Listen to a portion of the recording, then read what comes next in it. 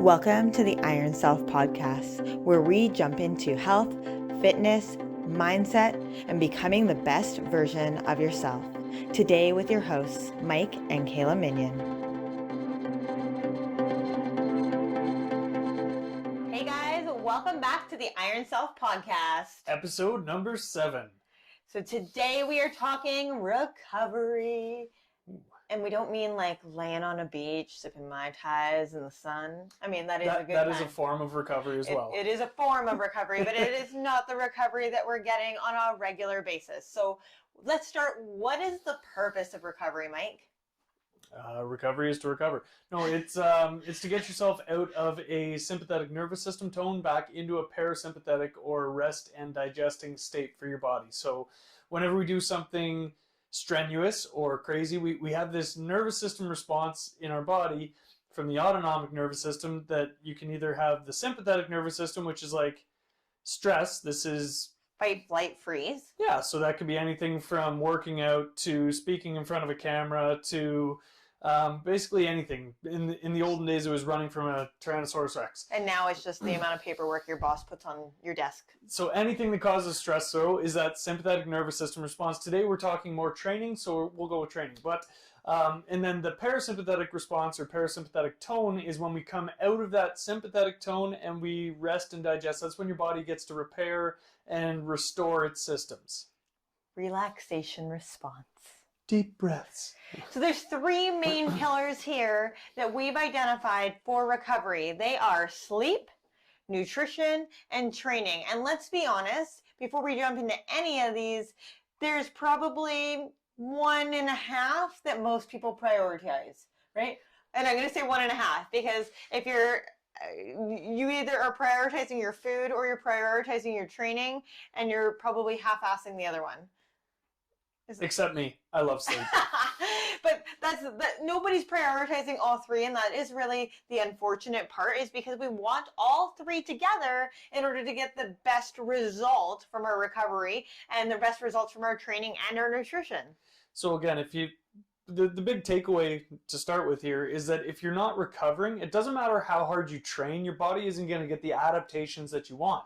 So again, this goes with that old thought process of if I work harder, I'm going to get better results, which is true to a certain extent. If you work hard, that's great. If you work your way up to a 500-pound squat, that's amazing. But if you're not recovering in between, the chances and likelihood of you getting injured during these lifts and the fact that you're not getting that full recovery, it takes away from your performance. And one of the things we often get are clients that don't like rest days, right? And so we have to talk about active rest days because they want to just keep going because they want results. And we live in this day and age where we want everything right now, that immediate gratification. And what we don't realize is that sometimes we need to slow down and be able to stop for a moment, breathe for a moment, and we're going to get better results that way. 100%. So let's start. Everybody take a nice deep inhale. Exhale. Oh, I already feel better. Okay. So let's talk about sleep.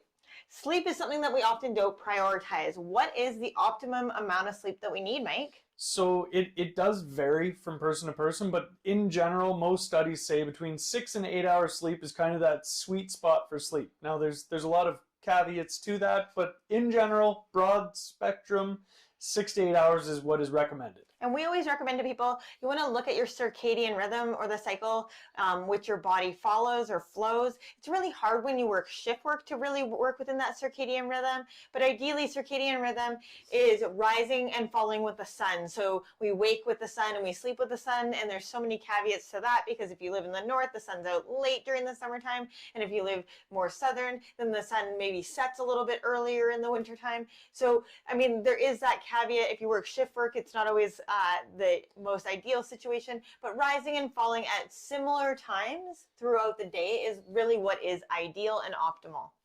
Right, and when it comes to sleeping, one thing that we stress with our clients, and one thing that we talk about a lot, is the fact that when you have young kids, sleep is a priority. Sleep is, you have your bedtime routine. We're making sure that it's cool and dark in the room and there's no screens right in the room or immediately before bed. But as we age and when we start to look at our own lives, we start to get away from that pattern, which is unwinding and coming down for the night. It's very counterintuitive though when you think about it, because it's like we do all this work for our kids and we set them up for success, and then we don't do that for ourselves.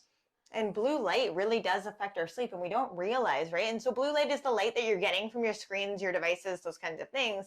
And most people nowadays, a lot of people have TVs in their bedrooms. We don't, but I'm just saying most people do.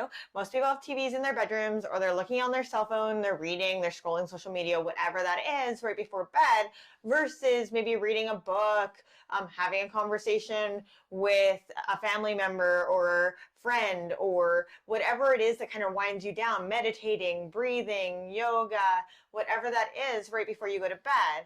And so when you're lacking that routine and that come down, then it becomes much harder to fall asleep, to stay asleep, or to get a really decent night's sleep. 100%. So what we always recommend to clients is to track your sleep. Track your sleep for a couple of days, a week, 2 weeks, whatever that might be, and play around with different variations on how long you're sleeping and tracking your restfulness. Yeah. So one of the best things, the best biomarker for sleep is how restful do you feel in the morning. If you got 8 hours of sleep, but you are dead tired in the morning, that's not a good sign that 8 hours is your optimal level. You may need 7 hours of sleep. You might need 9 hours of sleep. You might need 8.5 hours of sleep. It comes back to the cycle in which you're sleeping. So anytime you're asleep, you're basically in a 45 to an hour and a half? Yeah, 45 to an hour and a half. Every person's body is different for your sleep cycle. And depending on which point you wake up during your sleep cycle will depend on how restful you feel. Yeah. And if you remember your dream. Like, if you remember your dream, it's because of where you woke up in your sleep cycle. It has nothing to do with you waking up from a full sleep cycle and being like, oh yeah, I remember this dream. I never remember my dreams. I have some weird dreams, but... So that is the idea behind sleep, guys. And the takeaway today for anybody listening or watching this is start tracking your sleep. Gives you a good idea so you can, say what time you went to bed. If you had a bedtime routine before that, what you did that night, right? So did you read? Did you meditate? Did you just do some easy breathing while you're in bed? There's actually a breathing technique. It's called 4-7-8 breathing that sets you up for optimum sleep. So it's a 4-second inhale through the nose. Then you hold for 7 seconds. I don't know if she can even do this. And then you do a slow exhale, 8-second exhale. Super slow out. And then you repeat that. If you do that 5 to 6 times, it puts you, yeah, she's already yawning. It puts you into a sleep state though. So this is one of those breathing exercises. I'm a big breathing nerd, but this is one of those breathing exercises that has been proven to help you actually get to sleep faster. So if you have a hard time falling asleep, 4-7-8, 4-second inhale, 7-second hold, at 8-second exhale, repeat.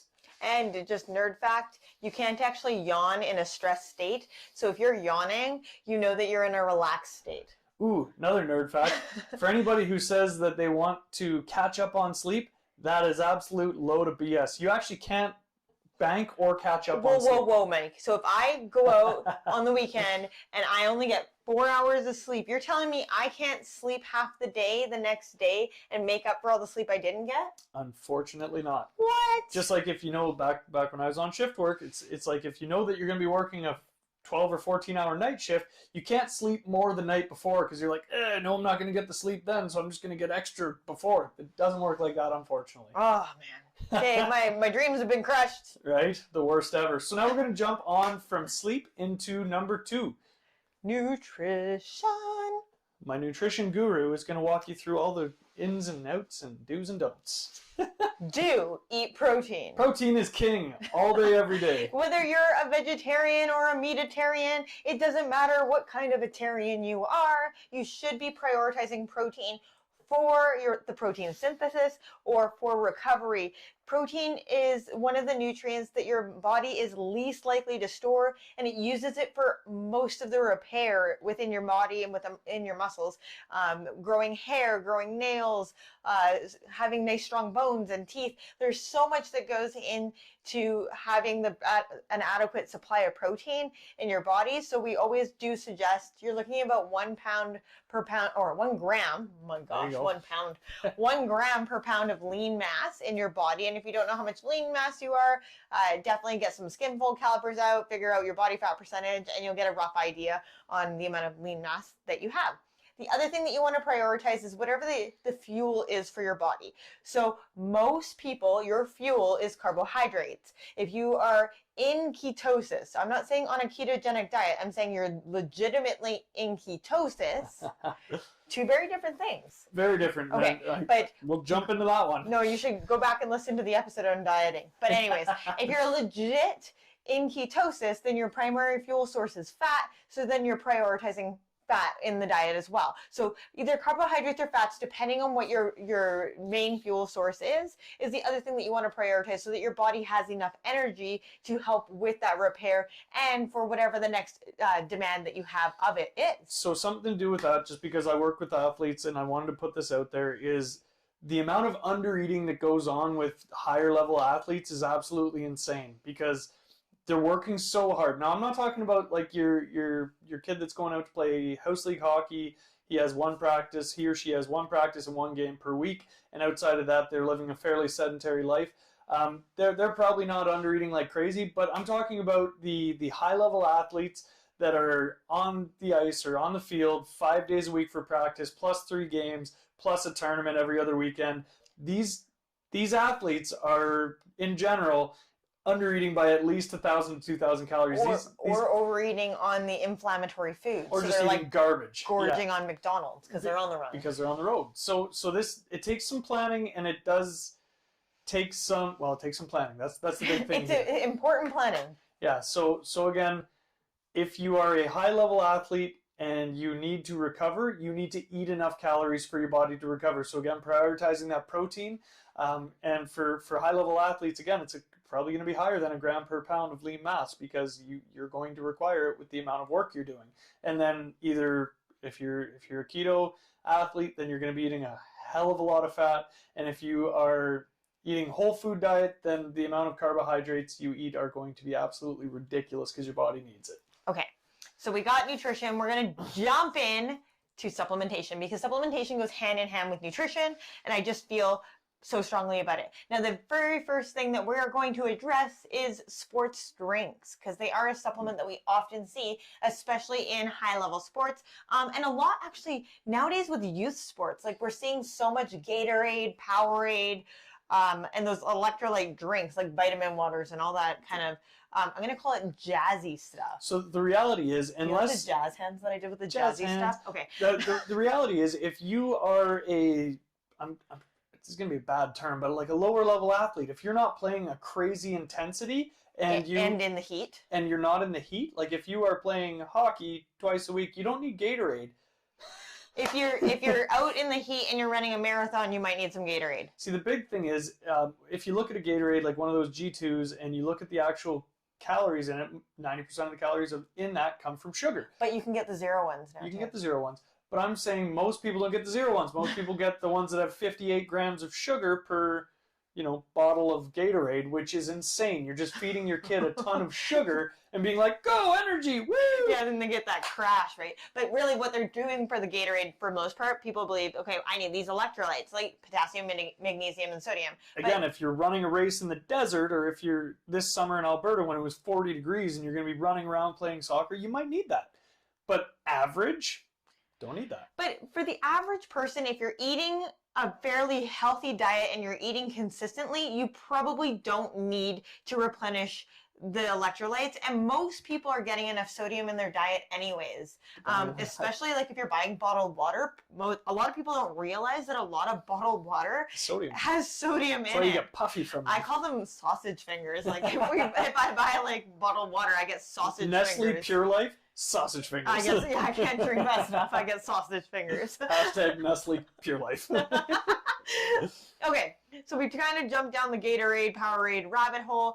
If you feel that you're missing some sort of a nutrient, talk to your doctor, your pharmacist, your dietitian, and they might be able to better guide you towards something that would be beneficial for your health.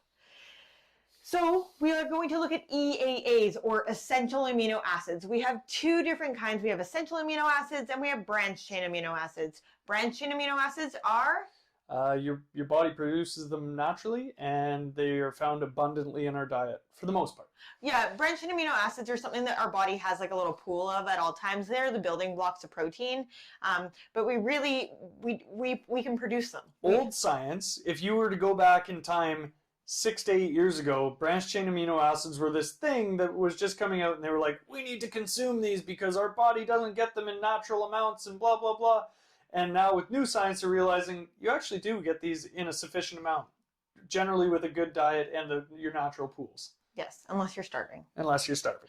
Okay, and then essential amino acids are the amino acids that your body does not naturally produce. So you need to get them from your diet. And the three main ones in your essential amino acids are leucine, valine, and isoleucine, very much involved in protein turnover in the body. So the ability to build more muscle with those branched chain amino acids. You need them together, like Lego pieces, in order to build your Lego human. That was a good analogy. Lego human, I love it. Okay. So if you're looking for how much EAA or essential amino acid do I need, you're looking at 5 to 15 grams per hour of training. So if you are a high-level hockey player and you are on the ice for a couple hours, think of maybe adding it into your water bottle to help sustain you through that process. It's going to help with that protein turnover. It's going to help your body be able to not burn all your lean mass, and you'll maintain a lot more muscle mass in that process. It saves you from muscle wasting, essentially. So then all of the hard-earned muscle that you've worked for in the gym isn't just going to be used as energy source once you're running out on the ice. Because your body doesn't differentiate between fat, carbohydrates, and protein. It takes the most available. And so when you've got something available, it's just going to use it for energy. So that's really the main takeaway there. Then we got creatine monohydrate. Creatine is really helpful for recovery. It helps your muscles recover. It draws water intracellular, causing your muscles to almost essentially swell a little bit. And it allows them to get more nutrients into the muscle cell because of it being swollen. Creatine is also used in your natural energy production system inside your body. So your body has this stuff called adenosine triphosphate, and essentially it breaks down to adenosine diphosphate, and then it has to get a phosphate molecule from somewhere, and the phosphate molecule comes from creatine phosphate. Yeah, creatine phosphate, CP. So then it cycles in. So that's how your body naturally uses it in nerd science. And in layman's terms, you need creatine to create more energy. That's the easiest way. Creatine helps with energy production in the body and having that quick burst energy. So if you do a lot of HIIT training or if you're in a sport that involves like a quick burst and then a slowdown, that's really where you're going to see a lot of value from creatine. Muscle building, oh my gosh, weightlifting, you'll see benefit there because again, it's that quick motion up and then down and then allowing your body to recover after the fact. So creatine can be taken for anybody from children all the way up through your entire life, and it is safe. It is something that you can take on a constant basis, and if you are performing at those higher levels, it's something that I would highly recommend you do take so that you have more energy and your muscles get bigger faster. The only side effect to creatine is that for some people it might cause some digestive discomfort, in which case you just want to either eliminate it altogether or lessen it. Yeah. The other part of creatine is that there is about 1/3 of the population where creatine actually doesn't have any value or benefit for. Your body produces it in such an amount naturally that you don't require supplementation, is what she's saying there. So you're just taking extra for no reason if you are 1 in 3. Yeah, exactly. So, and you'll figure that out. If you're not seeing the benefit from the creatine, then maybe stop taking it and be your own scientist and say, okay, was I seeing benefit when I was taking it? What was different? Yeah. Then we're looking at magnesium. Magnesium supplementation is really common. Magnesium helps your smooth muscles relax. So think of your organs as essentially your smooth muscles. So it helps with relaxation of that. It's also going to help you sleep a little bit better too. Part of that comes from the smooth muscle relaxation because it helps with your digestion, which allows you to sleep more optimally. Yeah, and so magnesium is something where a male would take about 400 to 420 milligrams per day is what's recommended, and a female is looking at 310 to 320 milligrams per day. Now, there is a caveat to that, where if the female is nursing or pregnant, there are higher dosage where they would take it. Definitely, in any case, talk to your pharmacist or your doctor if you're considering taking any kind of supplementation. Then we look at supplements for inflammation, because with recovery, most of the time there is some form of inflammation involved. And so then we're looking at turmeric. Turmeric has something in it called curcumin. So turmeric is a yellow powder. You see it in a lot of like East Indian dishes or Middle Eastern dishes. But the curcumin has been really shown to aid in recovery and inflammation reduction. I like to take a teaspoon of it and throw it in with my pot of rice. It turns the rice yellow. You could mash it up in some tofu and fry that up in a pan. It looks kind of like scrambled eggs. It does not taste like scrambled eggs, but definitely looks like it. Still tastes like tofu. Still tastes like tofu. You could add other flavorings to it. Tofu doesn't have much of a flavor.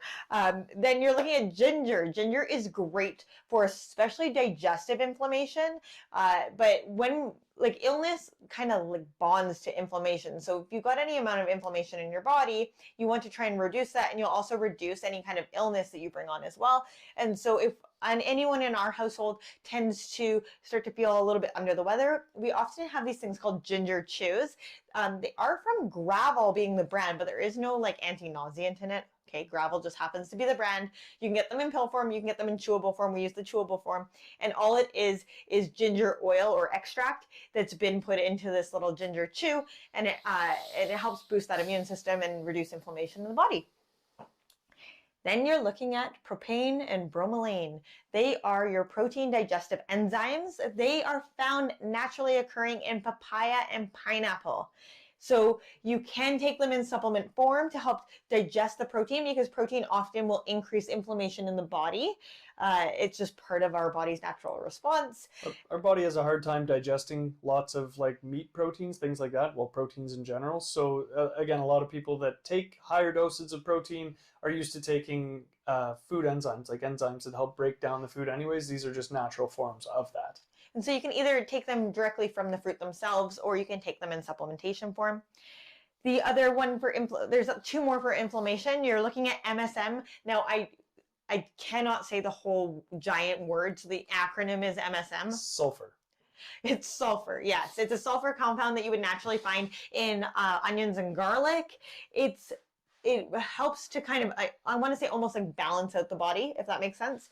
And when you take it supplemented with glucosamine sulfate, it multiplies the effects of it. So it reduces joint inflammation, it reduces muscular inflammation, and just helps the body to not hold so much water in general as well. So really great benefits when seen if you take the two MSM and glucosamine sulfate together. For a dosage of MSM, you're looking at about 2,000 milligrams per day. Now, that can be as low as 1,000 and up to 4,000 milligrams per day. Definitely talk to your doctor if it's something that you're interested in. Talk to your pharmacist and get an ideal amount for you and your body. And the very last supplement that I recommend is EPA and DHA. So those are your omega-3s, and you're looking at about 5 grams per day, up to a maximum of 10 grams per day if you're injured. If you're an injured athlete, you want to take a little bit more, because the science behind the inflammation reduction is huge. So EPA and DHA is found generally in seafood. So if you are a coastal person that gets lots of seafood in your diet, you might not need to supplement on top. Cold water fish. Cold water fish. If you are somebody who lives inland Alberta and you're mostly chicken and meat, then you will probably need to supplement on top of that. Most people aren't getting enough omega-3s as it is. We get a lot of omega-6s and 9s from our diet, but not necessarily enough omega-3s. Now, if you're choosing to not supplement with omega-3s and you're choosing to get it from your diet, one thing to be very aware of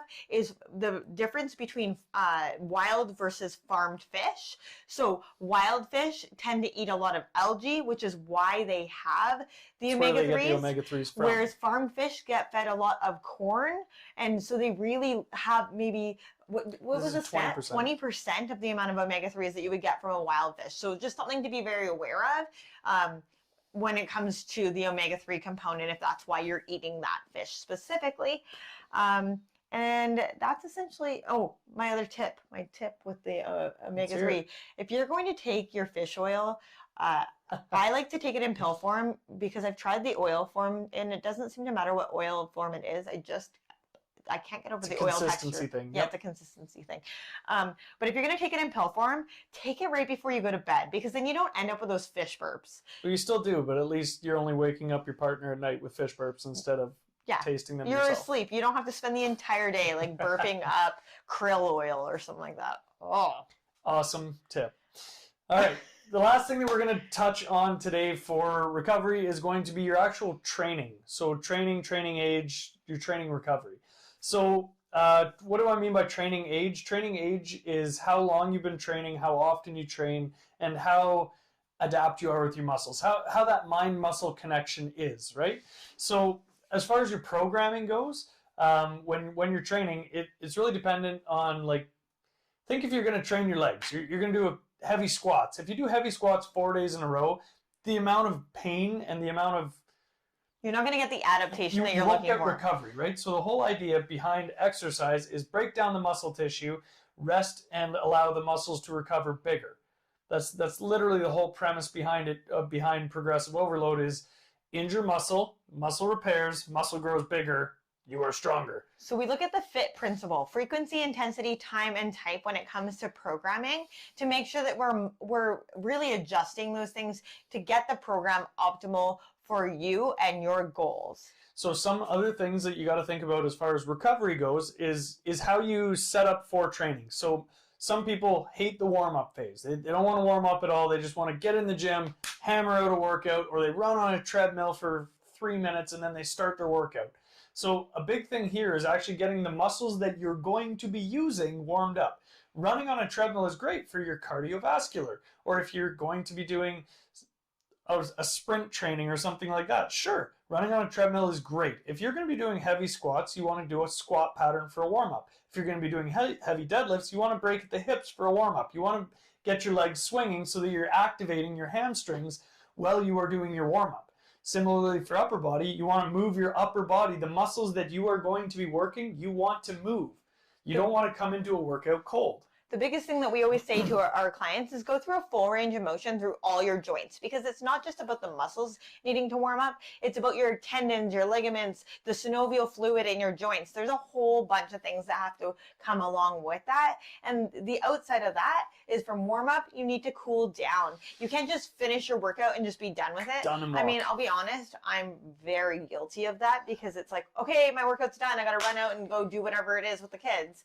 But there needs to be a cool down effect, whether that be a walk and some dynamic stretching or some static stretching. You can do dynamic stretching. Dynamic stretching, so for anybody who's, we're saying dynamic and static, so people might not know what that is. Dynamic stretching is something that you do before your workout. It's movement-based stretching. It is movement-based stretching. You're getting, like Kayla was saying, with the full range of motion with your muscles, you're moving everything. That is your dynamic stretch. Your static stretch is where you're sitting still, you're leaning forward towards your toes, you're doing, a single hold. You're holding your stretches, whatever stretch you are doing.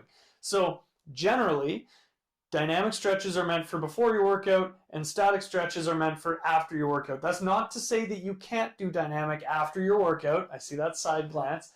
But what I'm saying is, in general, your static stretches are held for after your workout. Yes, you don't normally do static stretches before a workout, and we would never recommend that to anybody because think of it like a cold elastic band and stretching it, it's going to snap.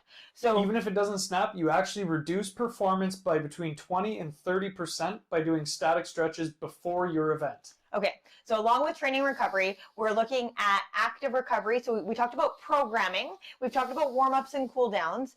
We want to look a little bit at active recovery. So active recovery means that just because your coach says you need to take today as a rest day does not mean that you need to lay on the couch and watch TV all day. Active recovery for our family means maybe we're going outside and playing soccer, or maybe we're taking the kids for a bike ride, or maybe we're going for a hike. Maybe we're doing some yoga. Or we're doing yoga, or we're doing yard work. We just did a ton of gardening. We're building a greenhouse. We're being active still, but we're not physically putting our muscles under strain, if that makes sense. The same demand that we were demanding of them. It's a much lower demand day. Exactly. Then with training recovery, we talked about stretching or doing yoga, and that kind of goes with that active recovery. So Mike is a person that is in a constant state of stretch. If you ever see him, he's probably stretching while he's standing there talking to you. I live a very active life, and I've had some pretty wicked injuries over my years. For anybody who doesn't know, my sacrum is actually 2 pieces instead of 1 piece. So that is a big thing for me, that I need to be able to keep that mobility so it doesn't get stuck and suck. So I am in a constant state of stretch because I feel that it makes my life a lot better, a lot easier. I also work out quite a bit. It kind of reminds me of like that Friends episode where like Joey's doing the lunges. Come on. Maybe I shouldn't be doing these lunges. No, anyways. So stretching is obviously one thing that you want to look at. Other modalities for that, for after workouts, things like that, can be foam rolling is, one of those things. It's like an active release. Or trigger point release. Trigger point releases. Now, on top of, just sleep, nutrition, and training, there's tons of modalities for recovery that can help you along the way too. So there's the obvious ones like chiropractor, massage, physiotherapy that do IMS are absolutely amazing. Acupuncture can be great for you. There's what I'm saying is there's tons of modalities out there that can assist in your recovery as well. Yes. And so one of the things to look for in regards to recovery is something that we call DOMS, or delayed onset muscle soreness. So usually the day after you do a workout, you'll feel kind of tender and sore. We always say that 2 days later is usually like the worst. Like if you can't really walk the one day with your legs, the 2 days later is going to be a very big surprise when you can't walk even more. But you should start to recover from there. Now, you know that you've pushed yourself too hard in your workout. If after the 2 days you're still not recovering, or it's getting worse, then you've overreached in your workout. And so you just want to be very aware. It's easy for people that are newer to exercise to overreach, to push themselves a little bit further than where might be comfortable. If you're a trained person, when it comes to physical activity and exercise, you might notice that you don't really get a whole lot of DOMS. That's something that I don't get a lot of unless I'm completely changing the energy demand of my body. So for example, I usually lift weights. I do some cardio, but when I went and did the Spartan race, the day after the Spartan race, I felt like I had been hit by a bus. And I don't normally climb things and pull my body over things, and it was just totally different demand of my body. Yeah. So that's what that's 100% what it is.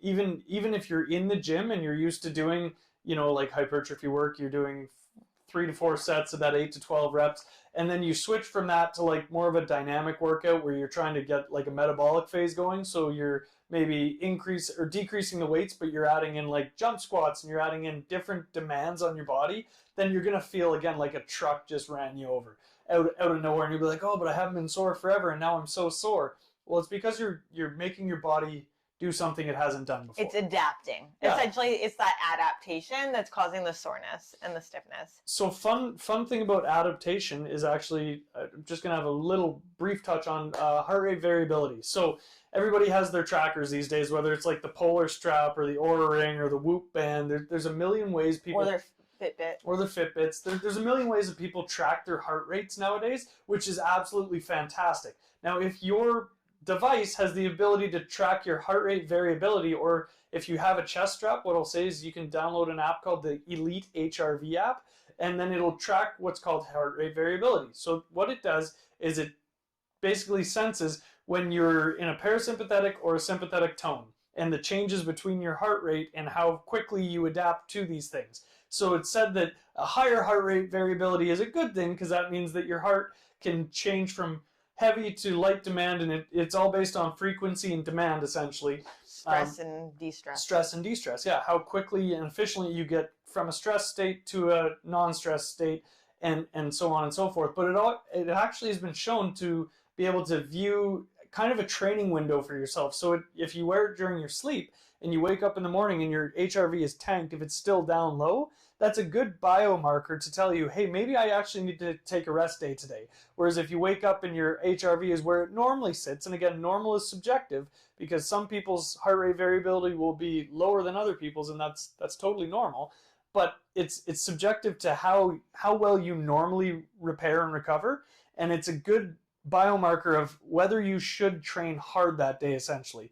And there are actually, and this ties into my next point, there's ways to actually breathe your way into being able to train better. So you might wake up, your heart rate's tanked, like your HRV is absolutely tanked, and then you can actually do a couple different rounds of breathing. We'll do a full podcast on breathing, but we'll give you some exercises in that one. But there are breathing exercises you can do to actually raise that so you can get to a point where you can train that day. Yeah, that's good. I think that's Heart good. rate variability is being shown as one of the biggest indicators now for helping people come out of that stress state and to be more resilient. So resiliency is the big key with heart rate variability and the ability to essentially recover from any amount of stress. And that does not have to be just training stress. So if you work a really high stress job, so on and so forth, there are other pieces where heart rate variability becomes really, really important. They've actually been able to show that heart rate variability, depending on like having a super low heart rate variability, actually can be a precursor to certain like conditions like cardiovascular disease and things like that actually get precursor like shown through the heart rate variability. So crazy things that you can learn. I highly recommend you do some research in it because it is absolutely amazing. Okay, so when it comes to hacks for recovery, some of the hacks that we know and love are going to be cold and heat therapy. So like an ice bath or a cold shower. And a hot tub. And a hot tub. So the cold therapy constricts the blood vessels, so it will help reduce inflammation, essentially. It's also been shown if you take cold showers that you can actually increase your heart rate variability because you can, again, get used to that stress response. The cold water hits you, your body stresses, you stay in the cold and you breathe your way through it, and it actually increases your resiliency. Unless you're me and you look like a baby giraffe when the cold water hits you and you don't know what to do. But that's the whole idea behind these cold tubs is, yes, it's great for your muscles when you've overworked them, but it also increases the resiliency because it puts your body into that stress state and you are forced to either get out or breathe your way through it.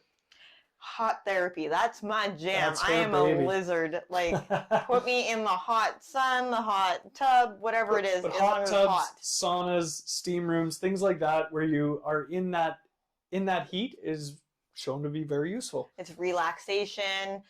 It just promotes that relaxed state. It promotes good circulation too. And circulation, yes. Yeah. One of the big ones that I'm an advocate for is just proper breathing techniques. So a lot of people, when they're recovering, I talk to all my hockey guys, pretty much anybody I talk to ever in the athletic realm about this, is learning how to do proper nasal breathing, diaphragmatic breathing, so that as soon as you hit the bench, the sidelines, whatever you are doing, you're able to start that breathing and start that recovery process right now. So it's slow inhales with breath holds at the top end, and then a slow exhale with another breath hold at the bottom end. And we can take your heart rate from your working level, which should be 140, 160, whatever it is, and you can drop that down to 80 beats per minute within 30 seconds. You're looking at 70 to 80% of your heart rate max down to a resting rate right now. Fabulous.